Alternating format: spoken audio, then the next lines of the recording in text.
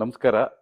ನಾನು ಕುಮಾರ್ ಕೊಪ್ಪ ಅಂತ, ಪೂತಿನ ಟ್ರಸ್ಟ್ ಮೇಲ್ಕೋಟೆ ಸದಸ್ಯರು.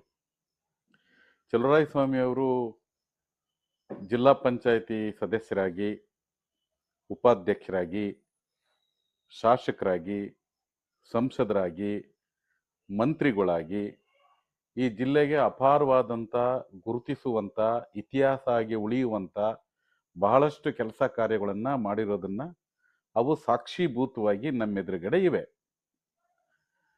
ಅವರು ಆರೋಗ್ಯ ಮಂತ್ರಿ ಆಗಿದ್ದಂಥ ಸಂದರ್ಭದಲ್ಲಿ ಈ ಜಿಲ್ಲೆಯ ಆಸ್ಪತ್ರೆಯನ್ನ ಮೇಲ್ದರ್ಜೆಗೆ ಏರಿಸಿದ್ದು, ವೈದ್ಯಕೀಯ ಕಾಲೇಜನ್ನು ಮಂಜೂರು ಮಾಡಿಸಿದ್ದು, ಬೃಹತ್ ವೈದ್ಯಕೀಯ ಕಾಲೇಜಿನ ಹೊಸ ಕಟ್ಟಡವನ್ನು ಕಟ್ಟಿದ್ದು, ಇವತ್ತು ಮಂಡ್ಯ ಜಿಲ್ಲೆಗೆ ಬರುವ ಎಲ್ಲರನ್ನ ಅದು ಕೈ ಬೀಸಿ ಕರೆಯುವ ನಿಟ್ಟಿನಲ್ಲಿ ಸ್ವಾಗತವನ್ನು ಮಾಡುತ್ತೆ.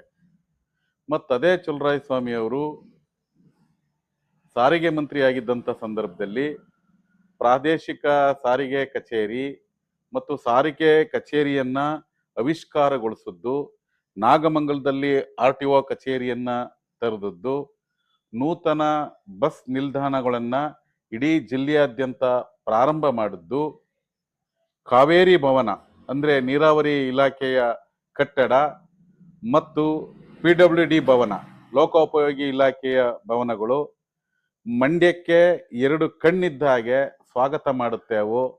ಹೀಗೆ ಹಲವಾರು ಅಭಿವೃದ್ಧಿ ಕಾರ್ಯಕ್ರಮಗಳನ್ನ ವಿಶೇಷವಾಗಿ ನಾಗಮಂಗಲ ವಿಧಾನಸಭಾ ಕ್ಷೇತ್ರ ಮತ್ತು ಆ ವ್ಯಾಪ್ತಿಗೆ ಬರುವ ಕೊಪ್ಪ 8 ಪಂಚಾಯಿತಿಯಲ್ಲಿ ಅಂಬೇಡ್ಕರ್ ಭವನಗಳು, ಅಂಗನವಾಡಿಗಳು, ಶಾಲೆಗಳು ಮತ್ತು ಸಮುದಾಯ ಭವನಗಳು, ದೇವಸ್ಥಾನಗಳು, ರಸ್ತೆಗಳು, ಹೀಗೆ ಬಹಳಷ್ಟು ಕೆಲಸವನ್ನ, ವಿಶೇಷವಾಗಿ ನೀರಾವರಿ ಕೆಲಸವನ್ನ, 2 ಬೆಳೆಗೆ ನೀರು ಅಚ್ಚುಕಟ್ಟಾಗಿ ಕೊಟ್ಟದ್ದನ್ನ, ಇಂಥ 10 ಹಲವು ಕೆಲಸಗಳನ್ನ ಅವರು ಮಾಡಿರೋದು ನಮ್ಮ ಕಣ್ಣು ಮುಂದೆ ಇದೆ.